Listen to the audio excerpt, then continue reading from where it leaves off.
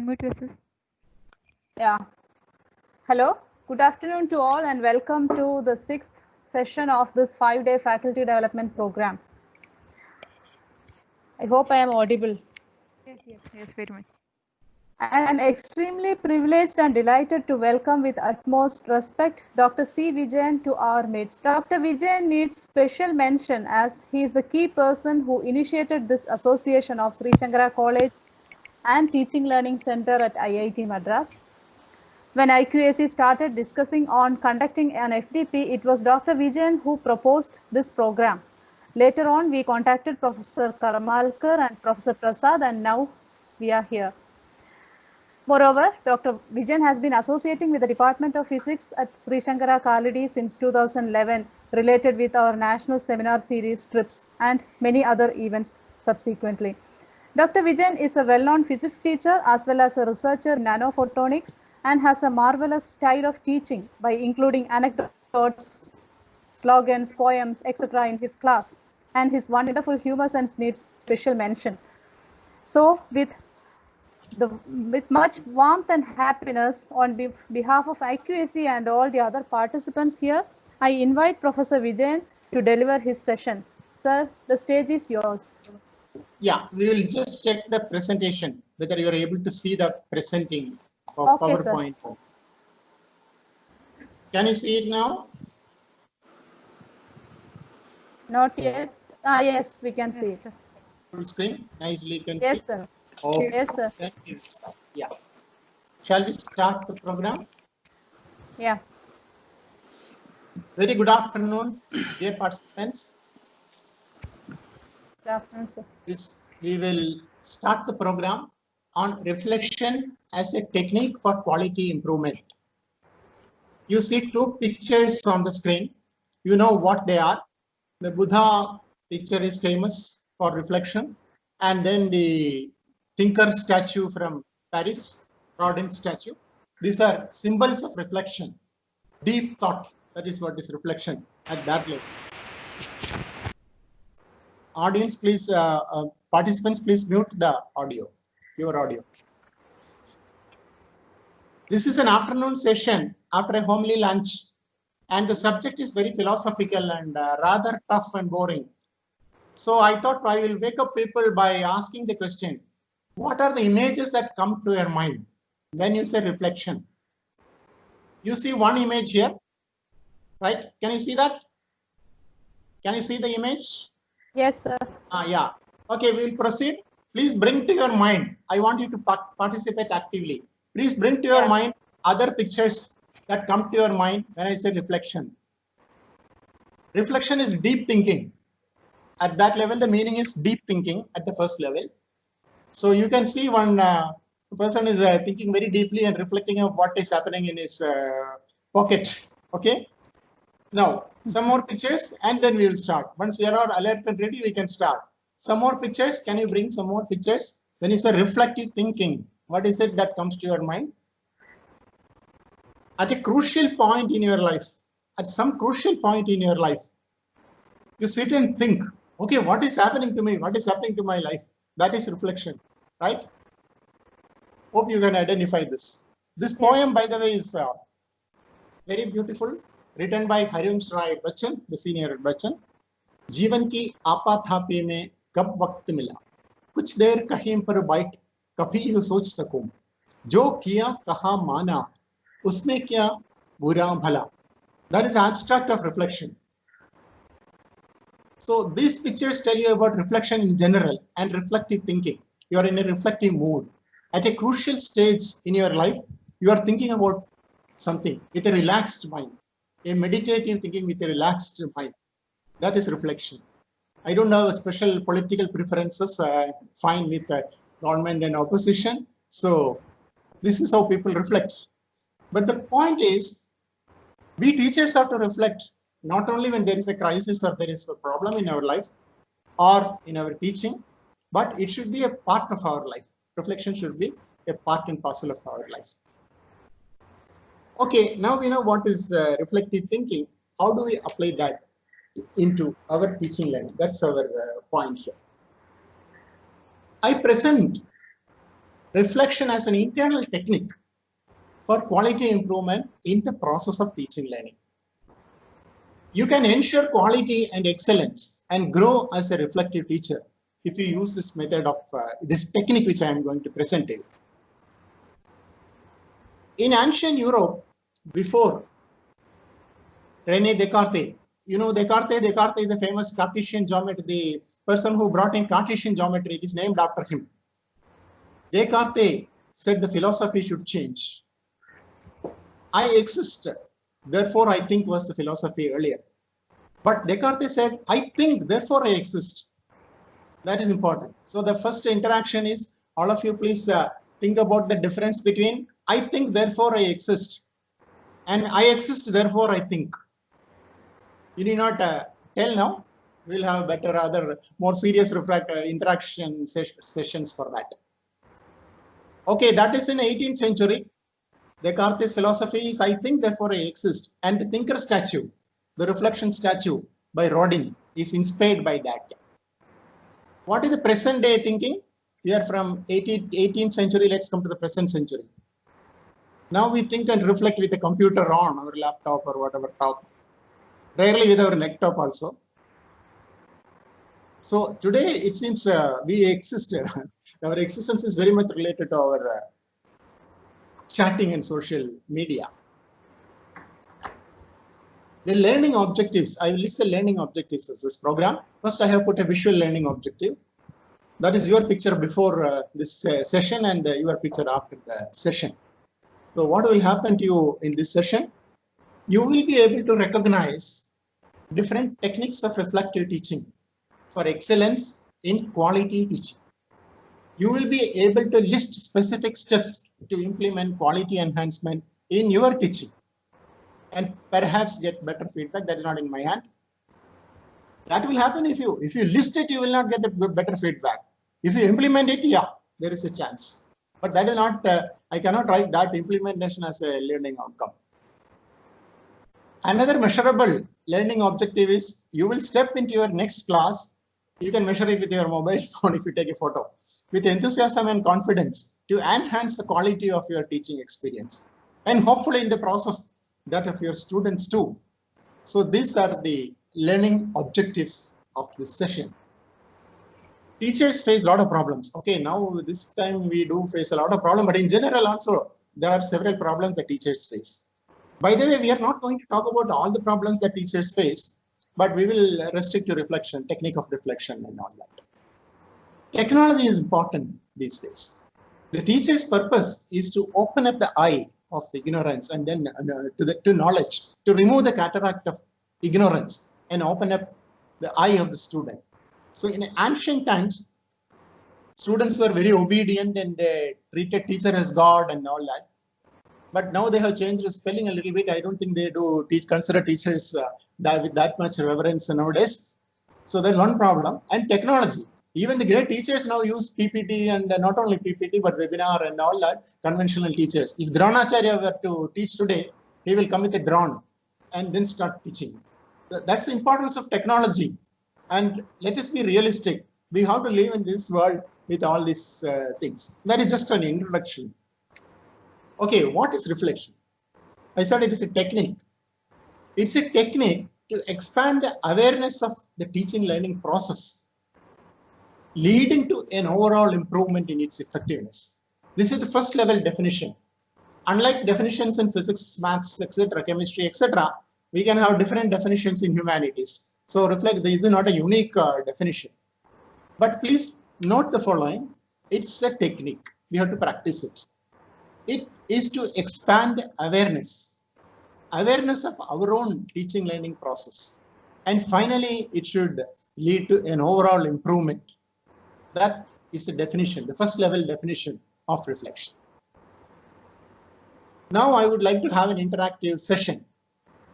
First, I would request some volunteers to come and then I will figure out some names and all that. Yeah, I can see the participants list and the presentation, right? But, okay. Yeah, instead of calling participants, I would request volunteers first. And the interaction is think of the most pleasant moment in your class during your experience so far. What did you, how did you respond at that time and later? Why and how? So this is just take a few seconds to think of the most pleasant moment in your class and tell the audience, all of us, why, what it was, what subject you were teaching, and what it was, and what did you feel about it. I would like some volunteer to start.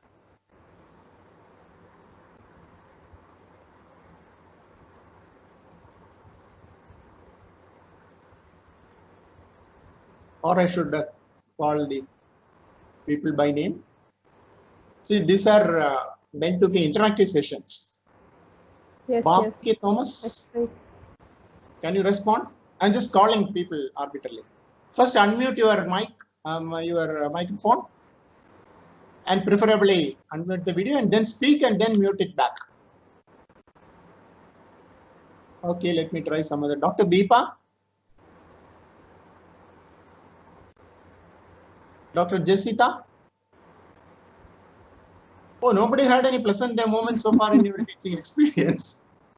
That's bad.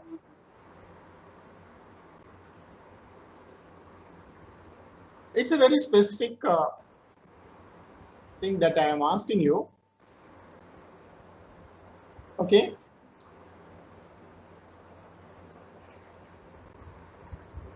You can speak.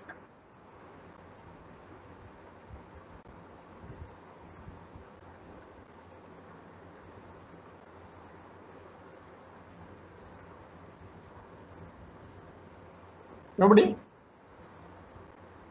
Sir, maybe you can break the ice Dr. by telling Mini? everyone. Sir? Volunteers, please, anyone. Yes, The sir. question, as you can see, is think of the most pleasant moment in your class so far. Sir, can you hear us? If you didn't have any pleasant moments so far, Sir, can you hear us, sir? no response. Can you hear us? In the chat also, you could either chat or. Sir, Manju ma'am, He's I hope not. he is not audible. He can't hear us. Okay, we'll proceed. Think of the worst moment in your class. Yeah, you can think, but you don't want to tell probably. By the way, this is the nice thing you can do. You can do it as homework. What you can do is when you're in the teaching your college, you some 5-10 of us, 10 of you can come together and think of this, and then you get a lot of information out of it. If you think of the pleasant moment and why it was pleasant, that's how you start analyzing. That's the process of. Hello.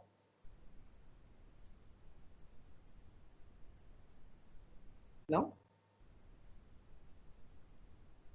I see. Interacted. Okay. Yeah, I will check that.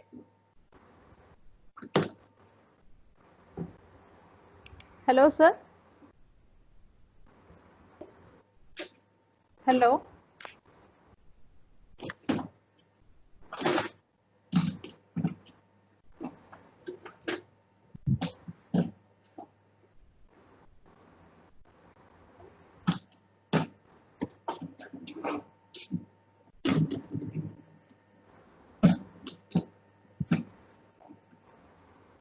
Okay, I think they may have to chat. Let me check that.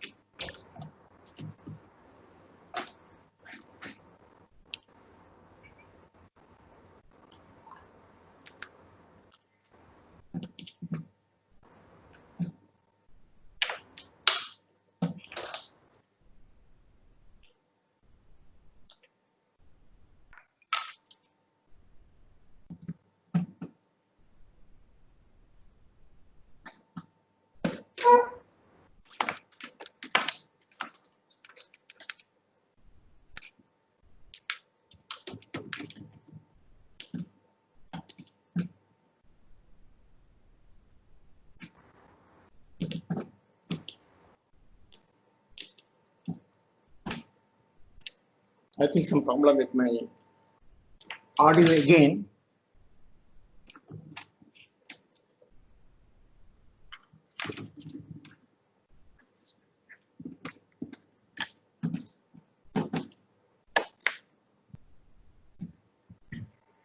I'll just set the audio once again and then try that. Okay. Now I can hear. Okay, sir. Yeah, now I can hear. Any response? Yes, sir, there is Yeah. one by Tina T. Elizabeth.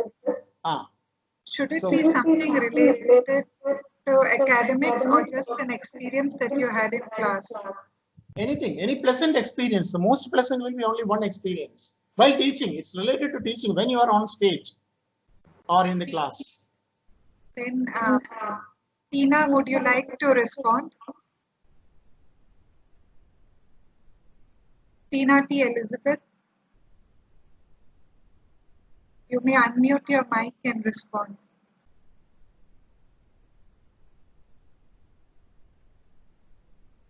I'll continue. Rennie George says when students understand difficult portions. Hello, Oh, am I audible? Okay, you are Yes. Oh, talking. yes. You are not talking about one incident. We all are very happy when we see that the students understand what we are teaching. But I was thinking of one specific incident so that we can analyze it. I think Tina's online right now. Anyone? Hello, sir. Yeah. The most pleasant moment was not something related to teaching, actually, which I had. But one day when I was teaching, all of a sudden, the students started talking to me, like they started sharing their personal experience. Okay. And it was like about some bitter experiences that they had during their times in the years in the college. Okay. And I was so happy because they were opening up to us. Okay. Like, Okay. That means when you had a personal interaction related to arising out of the academic interaction, Yes. you found that Like, they consider you because as a friendly, good teacher. I'm a teacher in English, so I Yeah. had to talk something related to life, Fine, and fine. that's when Yeah. they just So- opened up. When you touch the life, okay. Now somebody can tell about the worst experience, worst moment in your class. Please be very precise. Tell in a few seconds, just the matter only, because we have a time schedule. The next question, that is, think of the worst moment in your class during your experience so far.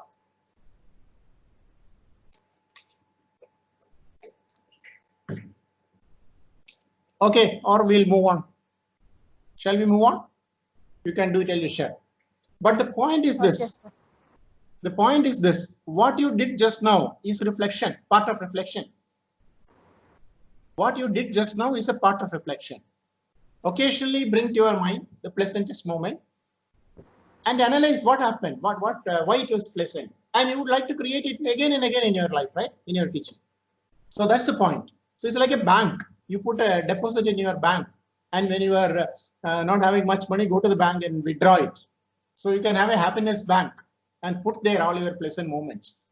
From the point of view of reflection, you can reflect on what went wrong, what went right. And in the case of worst moment, what went wrong and what do we do about it? Reflection is all about that. Let's proceed. There is a statement by Confucius. I hope you know who is Confucius. Confucius is his name is not that because most of the time what he says is very confusing. It's not like that. In that language, it doesn't mean that. Actually, I should not make fun of great people.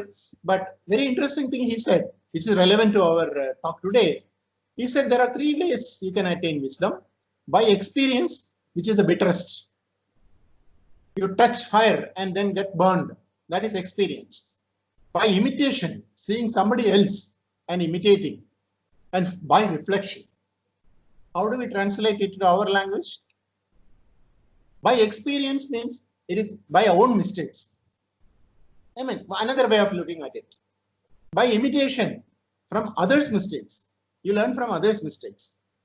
By reflection, you learn from nobody's mistakes. We learn by thinking. So these are the three methods, and Confucius himself said reflection is the best method. Okay, focusing a little more deeper, coming deeper into the topic. What is reflection in the context of teaching learning? Reflection is a deliberate and structured self-critical evaluation of our assumptions and practices directed towards improvement of our teaching. Please read it again. If you can read in color, you will read in green and blue. You will see that some of the words are put in special color. First one, deliberate. How does a teacher, why does a teacher reflect? I reflect because my principal ordered me to reflect for the next 5 minutes. No, it won't work. Deliberate. It has to come from our own. Structured, self-critical. Structured. There is a structure. Okay, finally, what you are going to hear in the 1.5 hours is you should occasionally think of your experiences and learn from it. That's all. But there is a structure to it. Is structure important? Is structured learning important?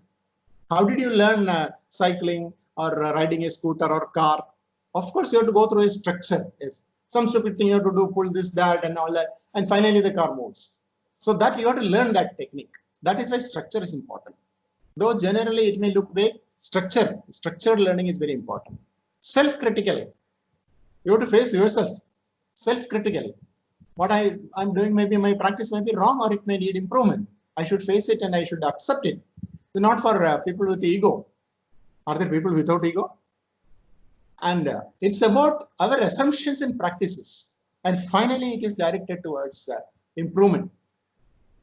If you think this definition is very simple, I will give you a metacognitive definition. It's a metacognitive strategy reflection for deeper understanding of own teaching styles, action, decisions, practices, and philosophy. That is the book definition of that, which essentially means the same thing. But the point here is style, teaching action, what I do in the class, decisions you take, practices, methodologies you adopt, and philosophy which guides all this. All are important. So reflection encompasses all this. This is the second level definition of reflection. I hope you know who the hero is in this story. Anyway, I'm not going into the story.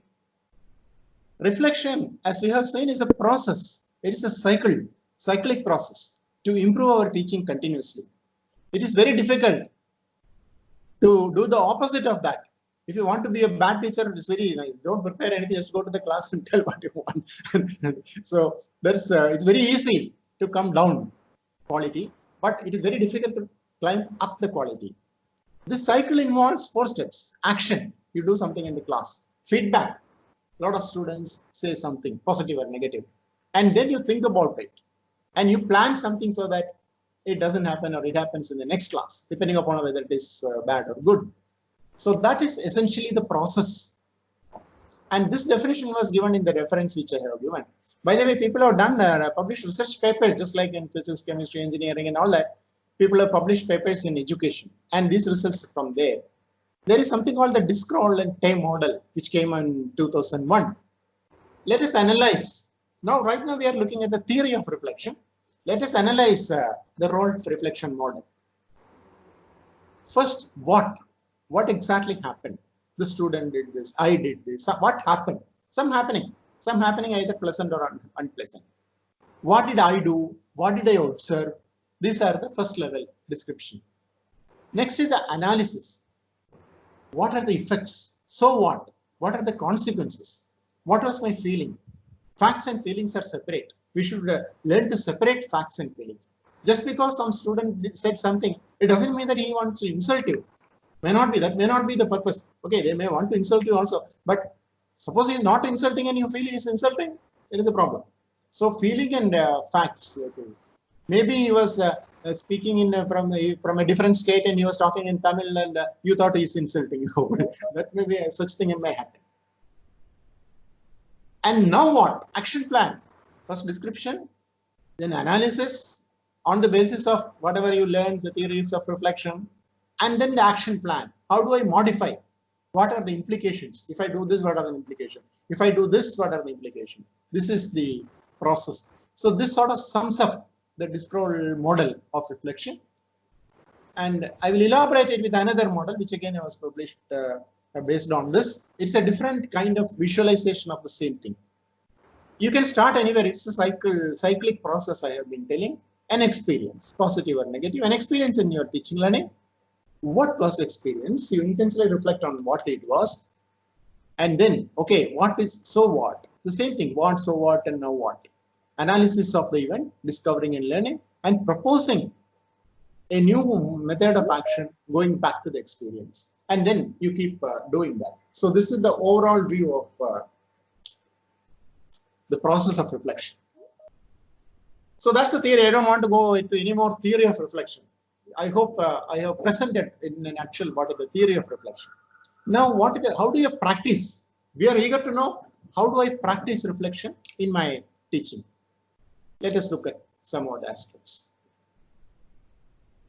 There is an educationist by name Karin Barnstabel, educational leader. She has a blog. It's very interesting to read for all teachers. A Journey of Learning is the name of the blog. I will just present a few results, a few things from the blog, which I find very interesting and very relevant to the topic. This is four different kinds of thinking which make up reflection. First is thinking back. Why did I goof up? If it is a bad experience, so I had a bad experience in my class. Why did it happen? So I will think of the motive, my motive, the person's motive, specific skills. Maybe I didn't explain. I was speaking very, very fast. So that's the skill. I mean, I should learn how to speak clearly and slow, not too very slowly, but at the proper speed. And then that is necessary, the skill set and lessons what I learned from that. So this is thinking back. And what will be thinking forward? How shall I overcome this? The choice of methodology, the choice of technique. What is the outcome of a particular choice? What is the significance in the present context?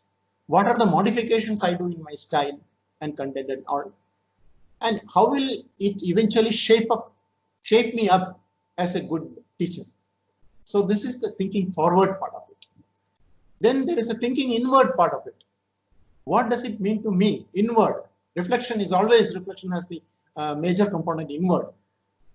The meaning of it, the relevance of it at a spiritual level, even a philosophical level, my belief system development, my development, how will it contribute to my development? That is thinking inward. Can somebody guess what will be the next one? Next step? Thinking outward. Thinking outward is how does it imply to, what does it imply to others? See, the perspectives and viewpoints can be different. My viewpoint can be different from yours. So how the outside world, what it mean? What my experience, my modifications, and what I am going to adopt, how will it affect, influence outside world? So these are the four parts of thinking, reflective thinking, according to Karin Barnstabel. So you could ask these questions occasionally about your, I think that will be one method of practicing reflection in your teaching learning. Let's go to the next interactive session. Think of the best teacher you have experienced so far. We don't have time for 5 features, but at least 3 features you have to think of it. Okay? If somebody think, oh, I myself am the best teacher I know. Okay, that's agreed. But what I want is no big stories. I want only 3 adjectives. 3 adjectives only. I don't even want the teacher's name and address and all that. Nobody will know. Audience, 200 people don't know the teachers. So what is important here is you have chosen. Right now, if I just ask you to think of the best teacher you heard so far, you have some persons or a few people. Okay, choose one. And why do you vote for him? It's very important. Why do you choose someone?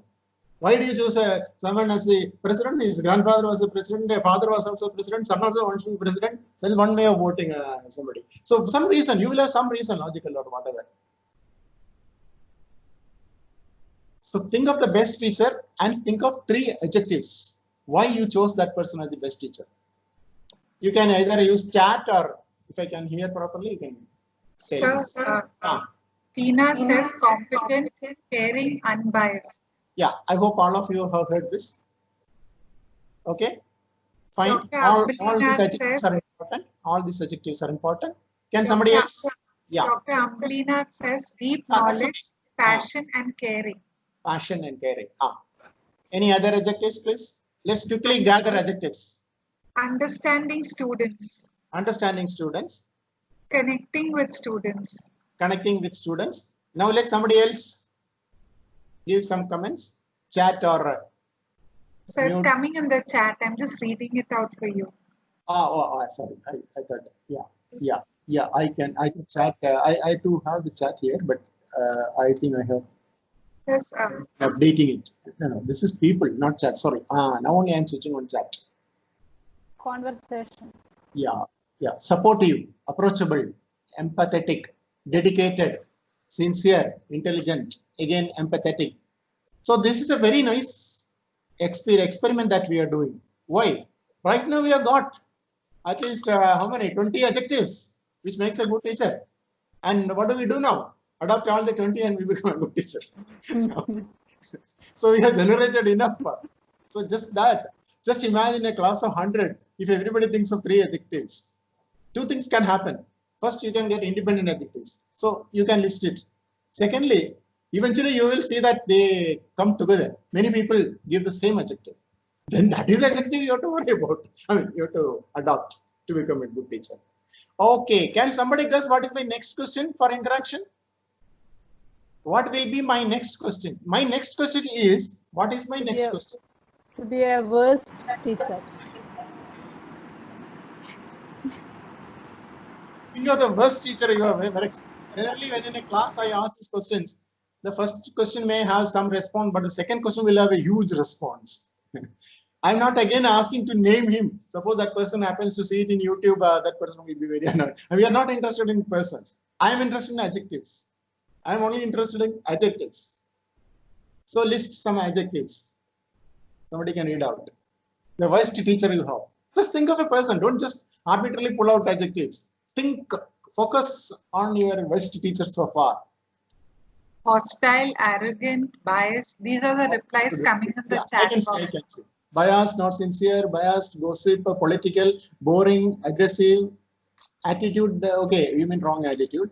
Unapproachable, prejudice. Yeah, so everybody knows how to become a bad teacher. As I was telling earlier, becoming a bad teacher is really easy. So what is the result of this experience? We have got something like 20 adjectives make you a good teacher, and 20 adjectives or more than that, which makes you a bad teacher. Now only we have to list them and do it. That's the part of it. So we did a collective reflection. What we did just now is a collective reflection as opposed to the individual reflection, which we did in the previous interaction session, right? So I'm actually telling you how to the practice of reflection. How do we practice reflection? You could do this in a collection of teachers, in your classroom, in your common room, in the staff room and all that. Okay, let's proceed. So finally, you will be able to arrive at, suppose a collection of teachers sit on it. They will be able to arrive at some converging ideas. And these converging ideas are the best ones which you have to take care while reflecting. Okay. See, ഇവിടെ മലയാളികളാണെന്ന് തോന്നുന്നു എല്ലാവരും അല്ലേ? ഇവിടെ IIT-ലൊക്കെ മലയാളി സ്റ്റുഡൻസിനെ പറ്റി ചില സാറന്മാർക്കൊക്കെ ഒരു വറിയുണ്ട്. Malayali students നമ്മൾ സാർമാരെ എന്തെങ്കിലും പറഞ്ഞ ഉടനെ തന്നെ ഒരു ക്വസ്റ്റ്യൻ ചോദിക്കും. Why should I do it? So the question will ask the question, what if I don't reflect? You told me about the theory of reflection. You also had some interactive reflection sessions and practice of reflection. What will happen if I don't reflect? Let's see that. In all colleges, there is a problem of the senior and junior, right? Senior teachers and junior teachers and all that. Sometimes, very often, a gray-haired teacher will come and tell you, I have been teaching for 20 years. I know what. I will advise you. But just think of it. Teaching 20 years is very good, fantastic. But suppose you are doing some wrong styles of teaching and continuing it for 20 years, that is what is written here. N years of experience without reflection. That should not be the same as 1 year distorted experience N times. I am teaching 20 years for 20 years means I've been doing the same stupid mistake for 20 years. That is what happens when you don't reflect. If you reflect, then this problem doesn't arise. Otherwise, I may discover rather late at the day of my retirement. I will overhear somebody talking, oh, that fellow, useless fellow. You don't want to hear that. Okay? So that's the problem with that. So in other words, what is the parameter of seniority? How do you respect a senior? Just because you have taught for 20 years, done the same mistake for 20 years? Or Let's say he has done only 5 years, but all the 5 years we have been reflecting and improving continuously. That is the question that you have to think of. So the parameter of seniority, the true parameter of seniority is not the amount of dye you use on your hair. That is not the parameter of seniority. Now let me tell you the story of a very senior professor, which I have experienced, myself experienced. I guess you know the story, right? The story which is shown there. There is a king who was highly egoistic, and should I tell the story? I think you know the story, right? Yes. The Emperor's Clothes. The story is called The Emperor's Clothes. The emperor asked somebody to have a new cloth, and he didn't bring any cloth, and he acted as if he was bringing a cloth, and then everybody thought, oh, fantastic cloth, and nobody said actually that there is no cloth. Okay, but then finally a innocent boy only had to shout that emperor is not wearing any cloth. Okay, now coming to the experience of a very senior, this is not an experience of a senior professor, that's what I am going to tell. Once I was in some such session, when I was something like, can you believe I was once 30-year-old? Can you believe that? So when I was something like 30-year-old, I was attending one of the sessions, and it was in Tamil Nadu, and it's in Pondicherry actually. And there was one of the participants who always used to walk around. I have 15 years of teaching experience, like that. And he used to look down upon us. At that time, I was a junior most there. So that was the person there. And then there was a video session. The teacher videographed all of us and then showed the video and made some comments, the instructor. So this person's video was going on. He just goes to the board and writes something like that and then comes back running. So the instructor just stopped the video. Sir, and very humbly he asked, sir, can you please read what you have written? It was some nonsense. He didn't want to actually write. He just went and wrote something, that's all. Then the rest of the story you will not believe, but I believe. See, in your life, you don't remember something which happened 30 years back. So if you remember something which happened 30 years back, that must be profound. Okay, so what happened is this proud teacher who thought he is the best teacher, he used to tell everybody that I'm the best teacher, why I didn't get the best teacher award. And when he was presenting only, everybody saw how horrible he is. And he wrote something like that, and the teacher asked, what is it? Then this man just came out of the audience, came to the stage, did like this, and apologized to all of us. It opened my eyes. Now only I know that I am a bad teacher. After seeing my own video, only I know. Now you can easily see the video. This is 30 years back. Now I know why I didn't get the award. I apologize to all of you for being egoistic. This really happened in a TLC teaching learning session. So let us look at the tools for reflection. What are the different tools available for reflection? Yes.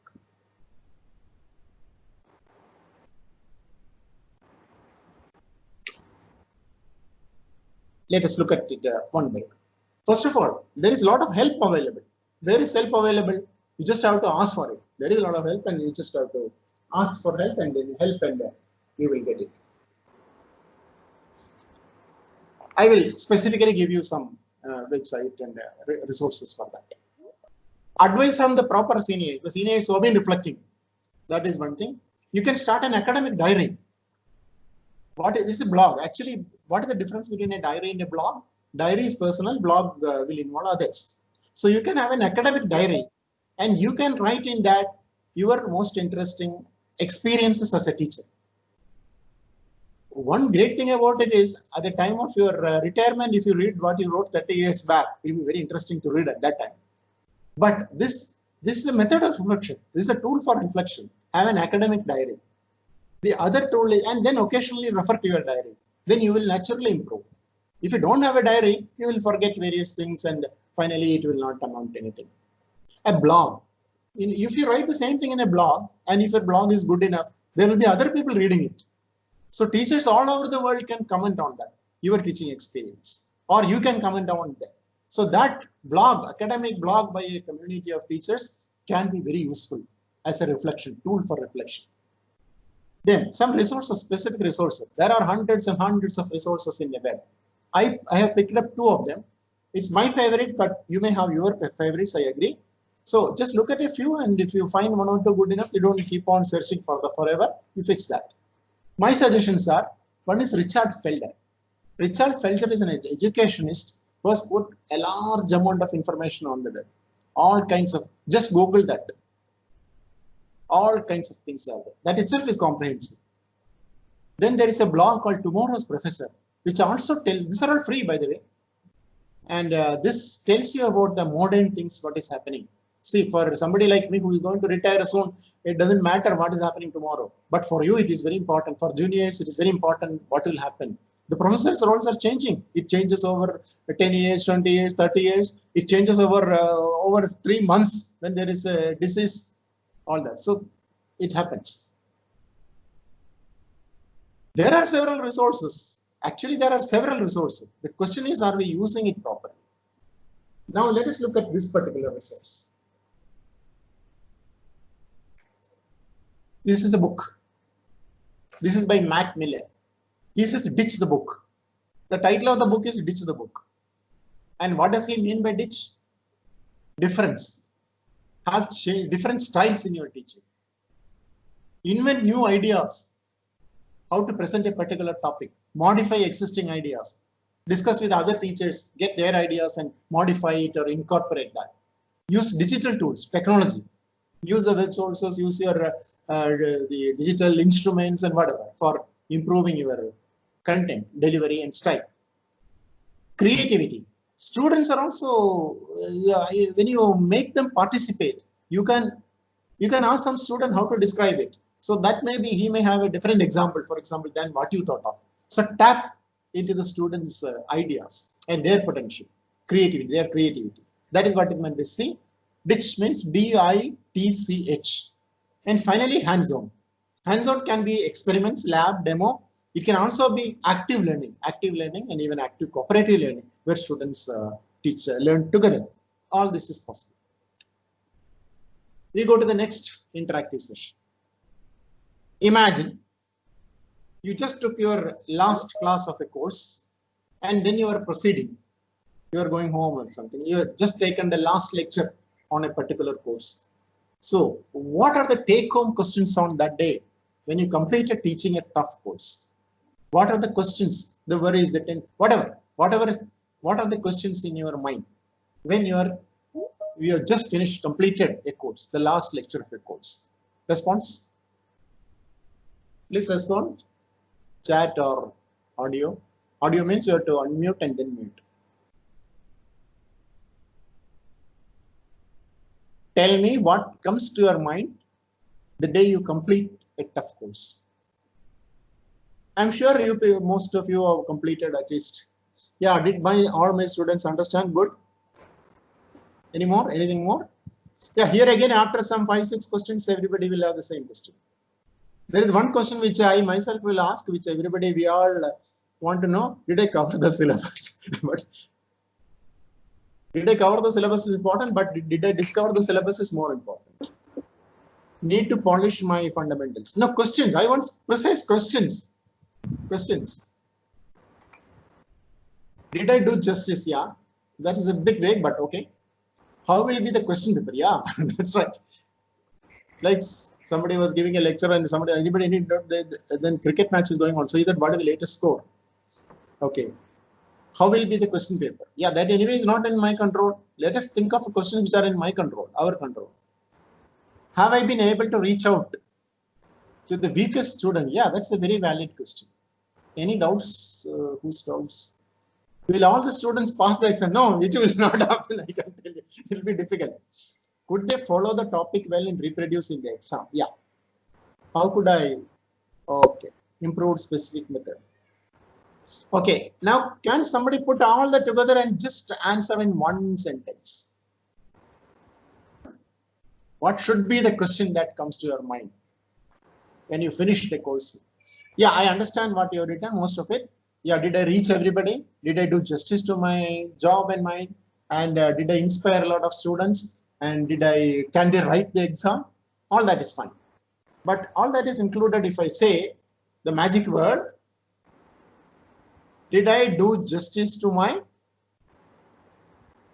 Did I do justice to my learning outcomes? That includes all that. That is what you have been stressing so far. Yeah, did they get something new? Was I effective? Was I efficient? What is effective teaching? Yeah, this is what you heard Professor Karmalkar was telling you. Yeah, so most of it can be answered. Most of it can be answered by, have I done justice to my learning outcomes? So I have another way of looking at it. See, there are a lot of people who make a lot of comments on the difference between learning objectives and learning outcomes. Technically speaking, there is no difference actually, but I would like to make a difference. Learning objectives is what I started with, my objective, what I am planning to do. And at the end of the course, I ask the question, what are the learning outcomes? Have my objectives become outcomes? Or they remain as objectives? Or have they actually become an outcome, measurable outcome? So that way, learning outcomes take care of all that. So did I do justice to my learning outcomes? That's the question. Now, how will you find answer to these questions? Like you have asked, was I effective? How will you find out whether you are effective? That is where feedback and reflection come in. Feedback comes in. And of course, the exam solution will also tell you, exam marks will also tell you, did I make a change in their life? That is ultimate. Some of the questions I have listed here, some of the questions people usually ask. And what you are doing right now is reflection. What you were doing when you were asking this question, your take home, you were worried about your take home during the, after completing the course. This is another example of reflection. Okay. Okay, when do you reflect? You can reflect anytime. This is reflection at the end of a course. You can discuss, you can reflect at the end of your course.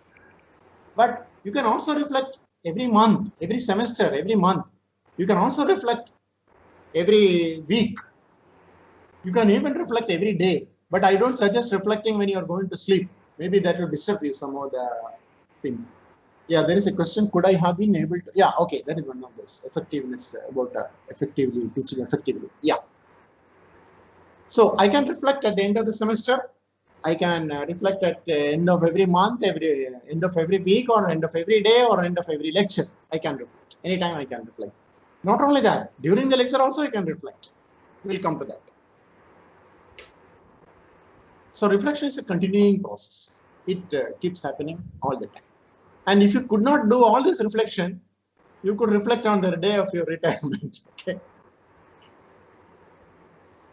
Okay. I said we can reflect at various points, but you can also reflect when you are on stage. And that is also very important. That is very crucial. While you are on the stage, while you are teaching, you want to reflect. Am I doing right or am I doing wrong? So let's see how do you. We'll quickly go through it. The pictures are self-explanatory. I don't have to say anything. When you are teaching, when I lecture, how often and when some students start sleeping, that is an indication. See, right now I am talking about on-the-spot reflection and quality improvement while you are on stage. So students start sleeping one by one. Then I know that there is something wrong and I have to reflect and try. So I have to do in situ online reflection. When I give a lecture, how often and when I see smiles of joy of learning. No, he's not reading Bob and Molium or some whatever new comic which they are interested while you are teaching. Then he may laugh, but that's not, he's not reading a joke book. It's notebook only. So he says, oh, I learned the joy of learning. That's what he's trying to do. How often and when do you see such faces in your class? You are teaching and suddenly you see such facial features, face reading. Okay. Fortunately, now you won't see, everybody will be wearing the mask and so you will not see these features. But if you see that, then you have to reflect. And as I lecture, how often and when I see wonder and elation. Oh, I got this from this class. I was worrying about it all through. This kind of eureka moment in your teaching. That is very rare. That is very rare. Only a few times. If somebody has got, you can tell now. Such a eureka moment in your teaching so far. Okay, so again, the theme here is reflecting in situ. reflecting while you are on stage, dynamically. This is how we teach capacitor in physics. Okay, but the point is not that. The point is, as I lecture, how often and when students glance at their watches. They're bored about the lecture and they want to go somewhere else. So, looking at my watch, everybody looks at the watch. One student looks at the watch, another student looks at the watch. Now I think most of the participants may be looking at. Okay, so this is bad. But what is worse than that? Worse than that is this. My watch is not even moving like that. You feel like that. So these are all indications on online reflection. You know why you are teaching, and then how often they stop listening to you, and they look at start SMS messaging and all that. So this is another thing which happens in the class. Okay, so these are all examples of in situ reflection. Next, we go to the another tool. I am now presenting the tools of reflection, as you know. So the next tool is WhatsApp. WhatsApping. Just now I said SMS and in the class. Now I am talking about WhatsApp in my class. By WhatsApp, what I mean is what is up. In today's class, you reflect after the class. Okay, I taught, but did they learn? So that can be translated like this. In today's class, did I ask a question? Did I start a discussion? Did I call somebody by name? Did I break the monotony? There are several ways of breaking the monotony. Did I show a video or simulation if it is relevant? Did I make them contribute? Or did I make them think, them talk? So these are the questions of reflection. And if you added yes, if you said yes to all of them, you are a good teacher. And if you said, no, I forgot that, I didn't do that today, then tomorrow you should do it. That's reflection. The process of reflection is exactly that. And it fits into the theoretical framework which we discussed earlier. Communicating effectively. The point to reflect upon is, don't try to read it. It's a very small letter. I will read it for you. The point to reflect is, did I communicate effectively to the people whom I am supposed to? Now let us look at the cartoon. A 4-year-old boy was eating an apple and then suddenly changed its color. So his daddy is driving the car. So he asked him, Daddy, why does my apple change color when I bite it? The daddy answers, because after you ate the skin off, the meat of the apple came into contact with air, which caused it to oxidize, thus changing the molecular structure and turning it into a different color. Perfect answer. Any chemist or biologist in the audience will perfectly agree that that is a perfect answer somebody can give. But then the boy asked them, Dad, are you talking to me? So what is reflection here? Was I talking to them in today's class? Was I talking to them at any point in my career? That's reflection. Further points for reflection. Did I take care of all the ease of education? Did I enable them? Did I enrich them? Did I empower them? Did I take care of excellence, ethics, efficiency and effectiveness has already been discussed. There are different definitions on that. So these are the various E's which you have to take care as points of reflection. Then we come to the important question. Do I have time for reflection? Do we have time for reflection? Let's look at the schedule. 10 o'clock a meeting of the department, 11 o'clock student meeting, in between classes also. 12 p.m. committee meeting, 1 p.m. grant meeting, 2 p.m. administrative meeting, 3 o'clock review meeting, 4 p.m. we have a very important meeting to discuss all future meetings. And 5 p.m. we have a meeting regarding the annual meeting. And finally 6 p.m. we sit, the bus is gone, but the principal asks you to wait and you discuss, assess the value of all the meetings. So academia will be a meeting of the minds if you don't mind the meetings. So question is, do we have time for reflection? Obviously in between you don't have any time for reflection. So let's ask Mahatma Gandhi, when is the time for reflection? You know, Mahatma Gandhi had a policy, a method style. Every day morning he will spend in meditation. He will spend 1 hour to meditate and then only he will attend anything else. And now we are talking about the few years before his sad demise. And those years he was very busy. Things were happening globally. Everybody, he was becoming very famous. Many people, Prime Minister want to discuss with him, President wants to meet him, the Russian President, American, everybody wants to meet him. He has to edit his newspaper, and some people are killing somebody else. He has to go and stop them. So he is very, very busy. On a particular day, he had many visitors, many important things to do. So the secretary goes to Mahatma Gandhi and says, "Sir, there is a problem. What is the problem? Today you have so many important things to do, and many things to do, and all of them are important. So what I suggest is you skip the meditation today for 1 hour. Then you get 1 hour time and you can do all that very nicely." Then Mahatma Gandhi said, "Oh, I have to do too important things today. Then I will meditate for 2 hours."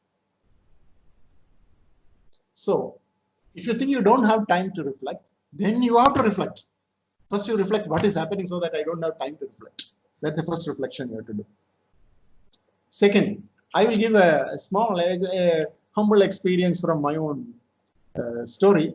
When I was a junior teacher at the age of 25 or whatever, I joined a college, and we had a staff room where all the other staff will be sitting. And most of them are men, by the way, that is important in this story. And I may see one person smoking. Then he may tell me, "Oh, Vijayan, I have a class I'm preparing." Those days smoking was not banned. "I have a class next hour, that's why I'm smoking." The next man is smoking. "I just have finished my class. I'm relaxing." And the next man says, "I don't have a class, so I'm smoking." Okay. So the point is, when do you reflect? You have a class next hour? Yeah, that's why you have to reflect now. What am I going to do in the class? Oh, you just finish your class? Yeah. If you finish your class, reflect. Oh, you don't have a class this hour? That is the ideal time to reflect. So that is the answer for whether we have time for reflection or not. We go to the next interaction. Education is a very complicated process. Teaching and learning is a very complicated process. We have to go from information level, knowledge level to wisdom level. So in the context of science or engineering education, I would like the members of the audience to tell what is the difference between information, knowledge, and wisdom in their thought, in their view. Volunteers can unmute and speak, or you can write in the chat. I hope the audio is now fine now. My audio is fine? Yes, sir. Yes. Okay. Yeah, somebody has raised the hand. Joseph Prince, you have any comment? The difference between information, knowledge, and wisdom.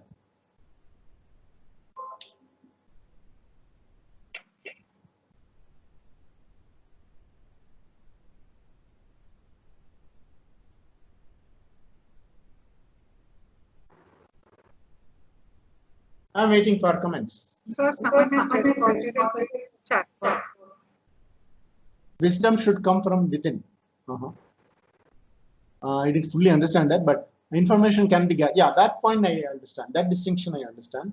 Information can be gathered by anyone, but only those who have wisdom can. Okay. Knowledge, general information. I want you to distinguish between. Okay, it is general. That's what you are saying. Yeah.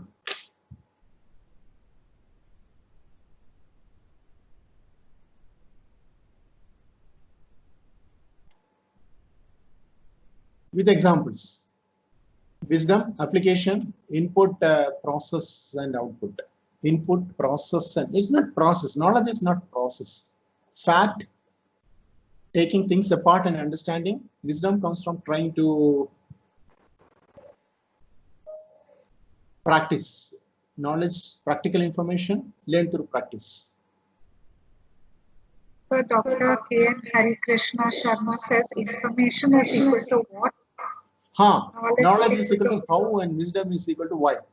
They are all interlinked. Here again, there is no final science. There is no single answer. There is no unique answer. There can be different answers. Wisdom means ability to differentiate between good and bad and go with the good. Yeah, that is a nice thing. Nice statement. Information consists of data is correct. Wisdom comes from experience and knowledge gathered in life, right? So you all have thought of it, and we have a lot of ideas about it. Information, understanding. Wisdom is the ability to take right decisions based on knowledge. Yeah, right. So how this you can now people have put it in some perspective. Let's look at that. This is not the correct answer. Everything is a correct answer. All these are correct answers. There is nothing like absolutely correct answer in this some of the humanities topics. Wisdom is the ability to take right decision. Yeah, that I read. So we have some ideas about it. The question is, yeah, everybody understands that wisdom is ultimate and you have to go from information to wisdom.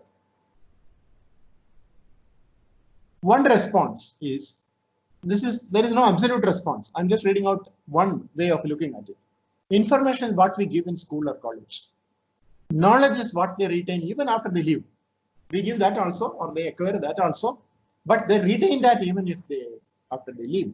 They may not remember a particular.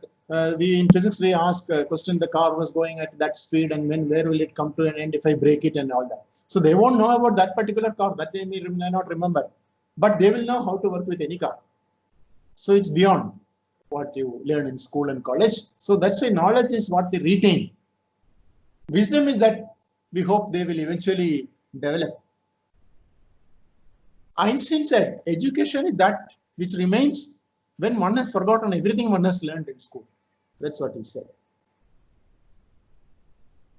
Another way of looking at it, information is what you get when you Google.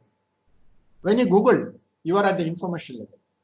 When you make your own website, you are at the knowledge level, right? I hope you see the difference. When you Google, you are collecting information. When you make your own website, you have knowledge about it. You are gone to the knowledge level. And finally, when you stop using computers, you are at the wisdom level. Okay, let us look at the official, what people have published. We start with data. Data. Who is the prime minister there? Who is the president there? Data, raw facts, figures, tables.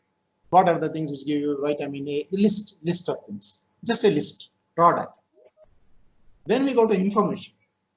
Information is data after collection, some level of collection and some level of organization. And then this is called data. And this is called information. Knowledge is systemized information, more systemized than mere organization and collection and organization, deeper level. Through, how do you do this? Through testing, comparing, analyzing, generalizing towards an understanding of the problem, complete problem. So knowledge goes through all this process. How many people died of COVID in particular state is only fact and figure.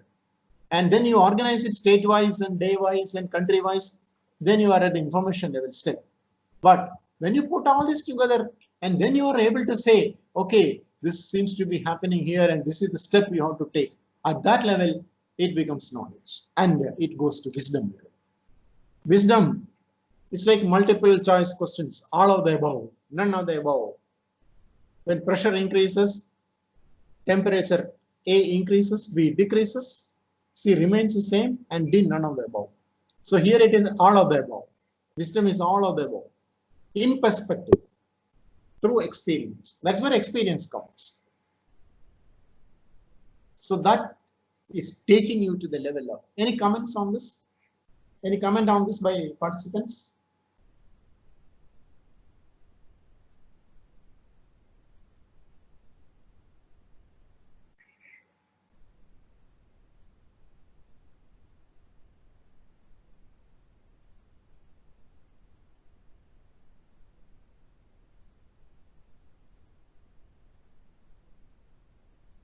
In the chat box, the speaker has written collection, analyze, predict.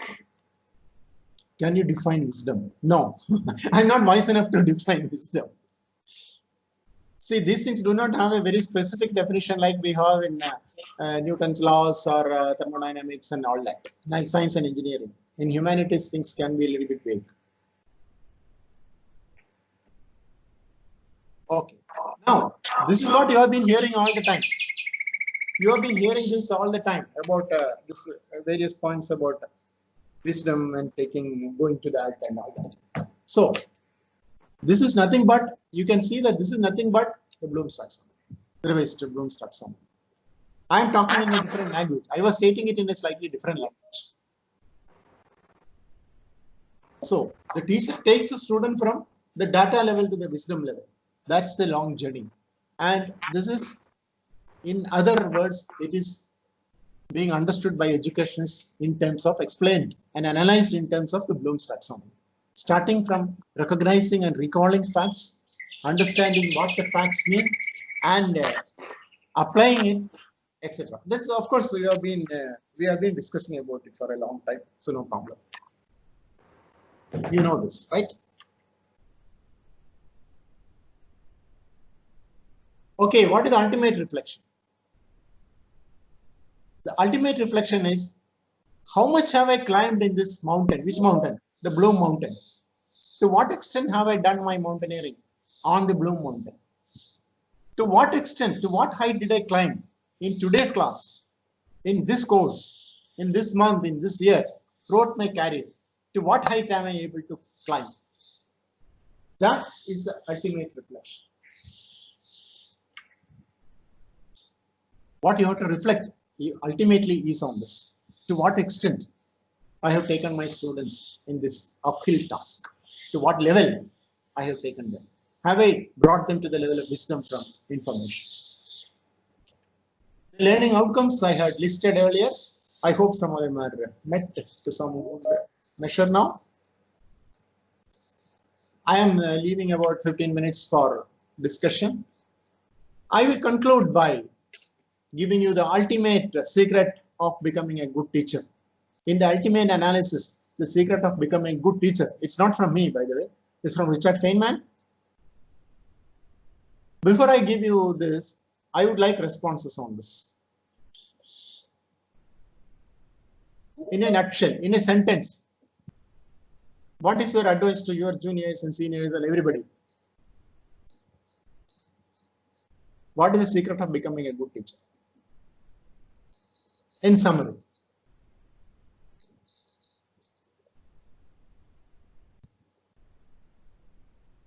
Please respond.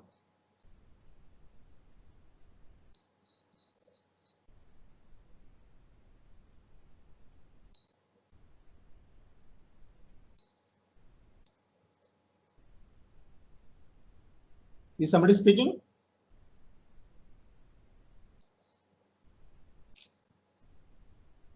Okay, now we'll go to,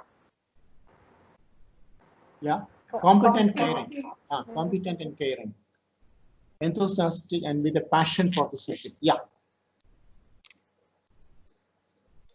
Enthusiasm makes all the difference. Passion is important. Just wait, I would like to mention about this passion. Passion is very important. Passion puts you in the flow. This technical word flow or zone is used. The word zone is used by the sports people, artists and all that. When they are in the zone, they perform to their best. Passion is important. So this is psychology. The flow is, it's called the flow psychology. Wait, let me read. Continuous efforts to improve and learn new things.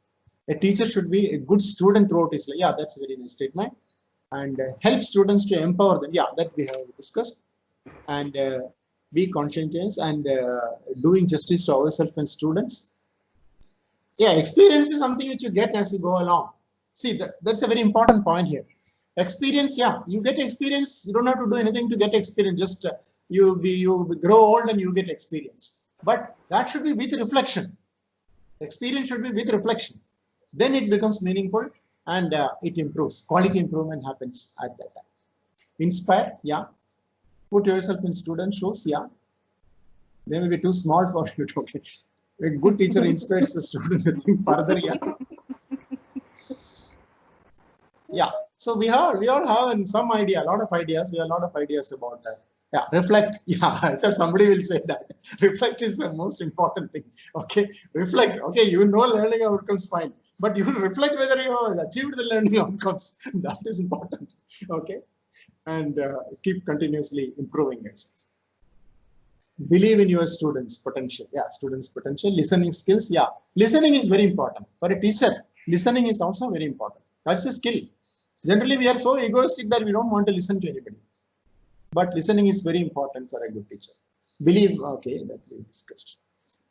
So this Richard Feynman is a very mischievous person, very genius, Nobel laureate and all, but he's a theoretical physicist with a great teacher. He's supposed to maybe the best physics teacher so far. Yeah, I have some more responses. Should be a facilitator, dedication, inspiration. Yeah. So what Feynman says, let's say what Feynman advises us to become. A good teacher should be able to incite the first, yeah, approachability. Yeah, I'm very happy to see so many positive responses on this. Coming back to, I think now we can, yeah, we can make further comments. I have a few more, 10 more minutes or so we can discuss that later. Now let's listen to Feynman and then close this, and then we go to discussion, okay? Feynman is a very clever guy. He doesn't tell you, see, if Feynman had answered this question, then I need only one slide. I don't need the rest of the talk. Okay, we all want to be the good teacher in the ultimate analysis. But what Feynman said is this. A centipede was happy quiet until a toad in fun said, pray, which leg comes after which? This raised his doubt to such a pitch that he fell distracted into the ditch, not knowing where to run. That is a centipede. So it is like asking Yeshua, how are you able to sing so well? Why don't you tell me why you are able to, how you are able to sing so well? I don't know what he will say. Okay, so it is somewhat complicated. That's what we will say. So the toad, somebody told the centipede. Centipede, you know, centipedes you have seen in life. How centipede, of course, nowadays Anali and Morgan are more popular than centipede. But anyway, we know centipede. So centipede runs very efficiently, very fast through all terrains and all that. So we are asking it, how do you decide which you have 100 legs? Which leg to put first? Which leg to put where? How do you do all that computing in your neck-top computer? And then if you start thinking about it, you will not be able to move at all. So what is the point here? The point here is whatever we are discussing, structured system and all that is a total system. And we need a big computer to do that and get sense out of it. And that computer is available. It's called the neck-top computer. So the secret is in transferring all the information you get from TLC related activities from your laptop to your neck-top. You see your video in the laptop and then take it to your neck-top. And it becomes your second nature. That's important. Just like driving. When the driving lessons are going on, pull that thing, push this thing, that is how driving is taught. But we go through the structure. We analyze it, understand. To some extent, we should understand. If I pull this, what is happening to my vehicle? That's what we did first, theory. And then practice. Okay, I should click, put the clutch and that kind of.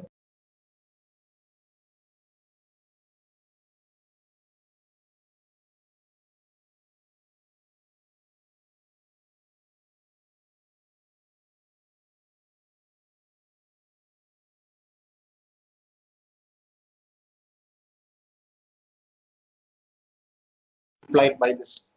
Funny way of answering. Feynman is a funny guy, I said. If you want, you can read Feynman's lectures and all that for that. So that is where, yeah, one more question. Suppose you give a very good lecture, a very good class. How much time do you think you prepare for that lecture? I would like to have a quick answer for that, quick response from the participants. Typically, your best lecture so far. Take your best lecture so far you have given. Anywhere, in the class or in some meeting or webinar or whatever. And tell me how much time, sincerely, how much time did you take to prepare for that lecture?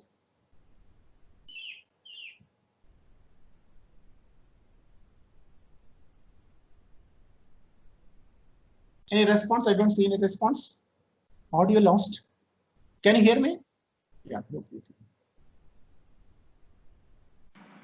Hear me?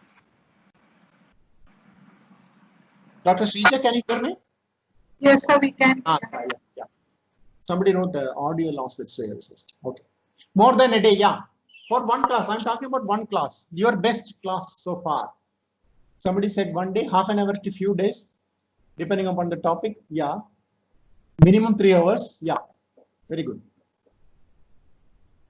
Very good answers. But actually, if you are a reflecting teacher, these answers are wrong. All these answers are wrong. More preparation makes it more effective. Agreed? I keep thinking about it till the class. From when onwards is the question. Yeah, till the class, then you forget about it. But what before? I mean, how many hours before?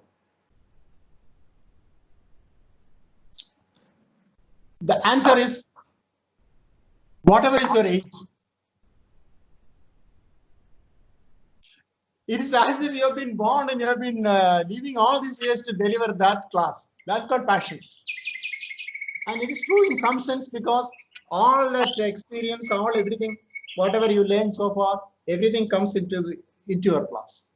So it's a lifelong process of learning and lifelong process of acquiring information and experience and reflection, lifelong process of reflection. And all that, finally, what you deliver at any time is the result of all that. That is there in the subconscious mind somewhere. So it is not 1 hour or something. Is the audio still there? Many people have written no audio. But if we I am can audible to hear. someone, Yes, then yes, Yes, sir. yes. Yeah. Yeah, it is true. A very clever answer. Duration of preparation does not matter as long as it is delivered. The objective learning objects. Yeah, that's a good answer. But the point is, all that, whatever you acquired so far gets into, it becomes a part of your teaching personality, so to say. Yeah, with this, I will close the lecture on reflection and invite further interaction.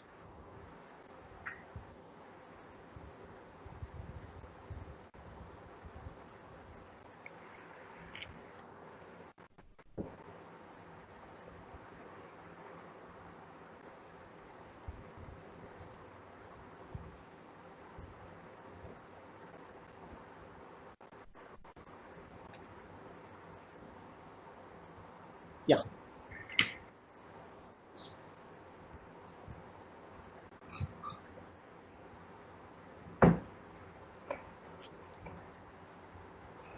Questions, discussion.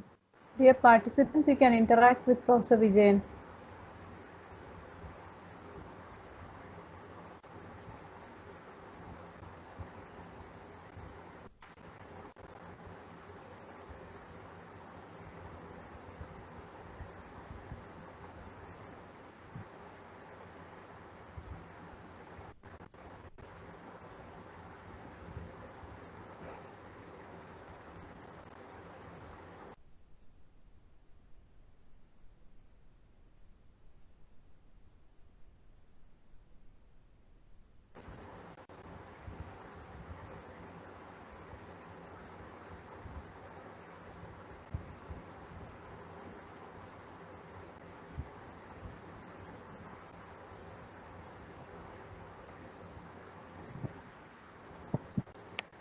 Sir, Lakshmi Priya MR writes,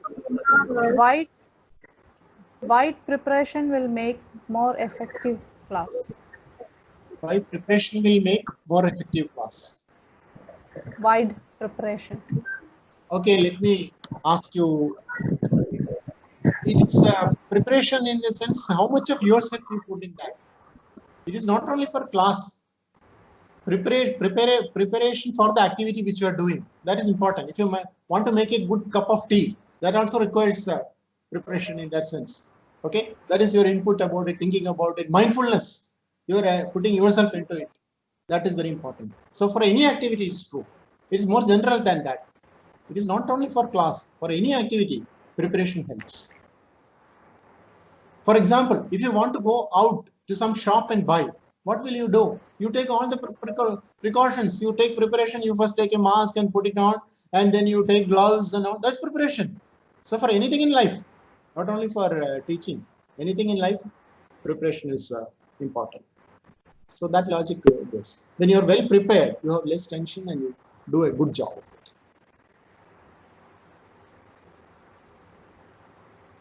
Some more questions.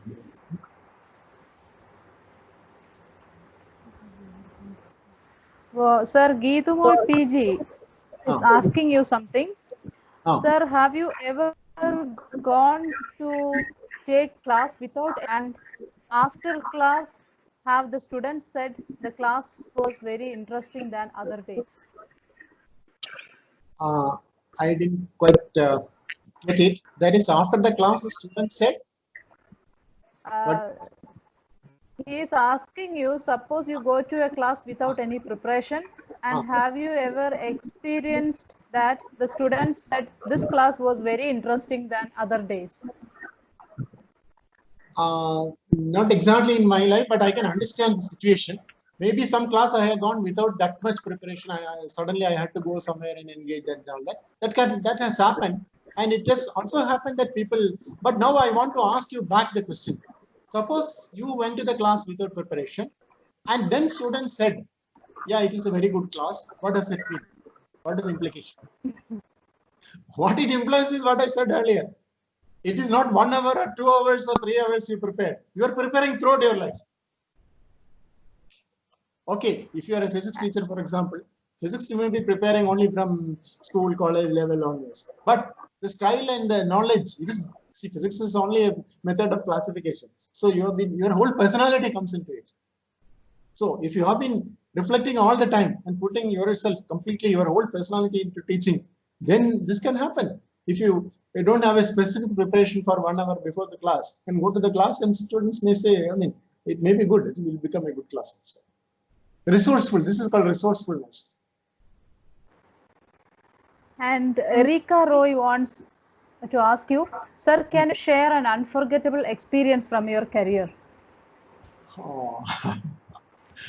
There are many unforgettable experiences which are mostly nice, but then I don't want to do it because generally when this becomes like ego statements and all that, generally, see, everybody has got his own good times and bad times and all that. So in fact, okay, but anyway, the question is asked, so I will say it. Sometimes it had happened. I had to go without much preparation to the class, but then I find that not sometimes, only once or twice. Some circumstance, teacher didn't turn up or something. But then the backup has helped. The backup in the sense putting myself into it all these times, experience and backup, that has helped to do a reasonable job at that point. And anyway, you have asked me, so I will tell you a very specific experience. This question which I asked at the end, it was actually put to me a few years back. I went and gave a talk, and usually after the talk, people will come and say whether it was good or bad. People will come and say it was good and all that. That happens. But then one teacher was always behind me, as if I want to talk to. He wanted to tell me something specific. So I was with the principal and all that. Tea session, all that was over, and still this teacher was following me. And this teacher came to me and asked very slowly, "Sir, you might have taken a long time to prepare. Tell me how much time you prepared for this talk." This was several years back. I said 55 years. This is the most wonderful experience in my class. And Dr. Sheenaja KK says, if I plan my new LO's learning outcomes after seeing my new syllabus, when I will get reflection within 1 year? Will I see? Can you read it? I'll read it out. I will see. I will see. I am seeing. Sheenaja. I think I am lagging a little bit. Without preparation question myself, can you share an unforgettable experience? Yeah. If I plan my new LOs after seeing my syllabus should have LOs, new or old, doesn't matter. I mean, it will have some set of LOs. When I will get reflection within 1 year. Now, reflection happens after the event. After you try to teach, then there is reflection. There is some, okay, the other one is called preparation. Before the class, whatever you do is called preparation. What you do after the class is reflection. So after the class, you will be wondering whether the LOs are met. These were the correct LOs and things like that. So that is what happens after that. Within 1 year, yes, within a few classes itself, you will get enough wisdom to think of, form some opinion on that. And with a few years of teaching, you can. Yeah, 1 year is a sufficient period. And Tina T. Elizabeth. Hello. Is it a... Hello? Yeah. Hello. Yes. Is it a bit idealized to believe that a teacher gets enough time to keep on reflecting deliberately with all these Clerical. I think, do you remember one of the slides which I showed, a cartoon? I answered this. Maybe I can go back to that. Should I? Meeting. Yeah, there are sort of meetings starting at 9 o'clock onwards. That's why I brought Mahatma Gandhi, because I can't answer. It's a difficult question.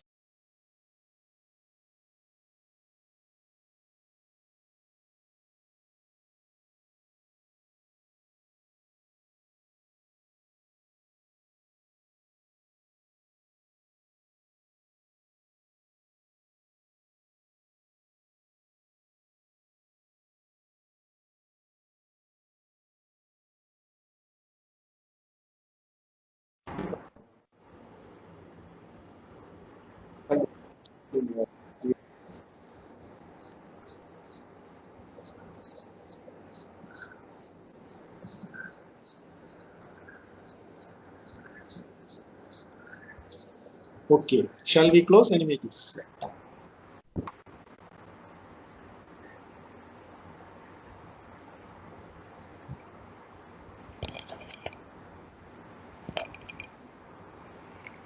Participants are giving much compliments to you, sir. I'm very happy. Thank you. All of you.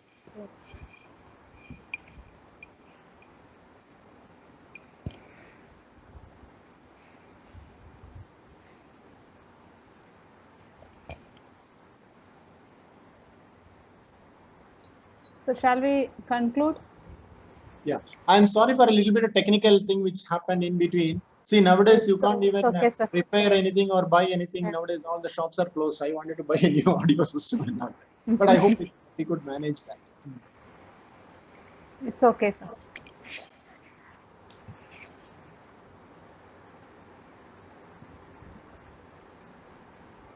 So there is a feedback form posted. Participants, please fill in the form.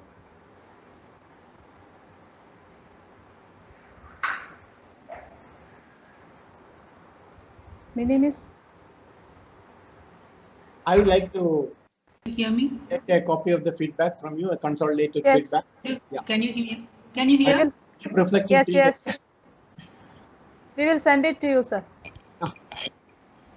Reflection doesn't end even if you are going to retire. Okay.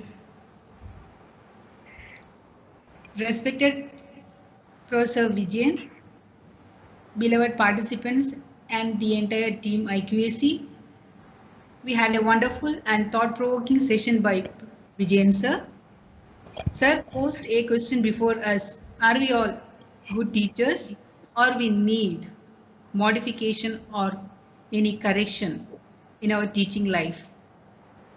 Thanks a lot, sir, for giving a broad insight on the tools of reflection for improving the quality in our teaching. On behalf of IQAC of Sri Shankara College, Kaladi, I extend my deep gratitude to you, sir. Thank you. Thank you, sir. Okay.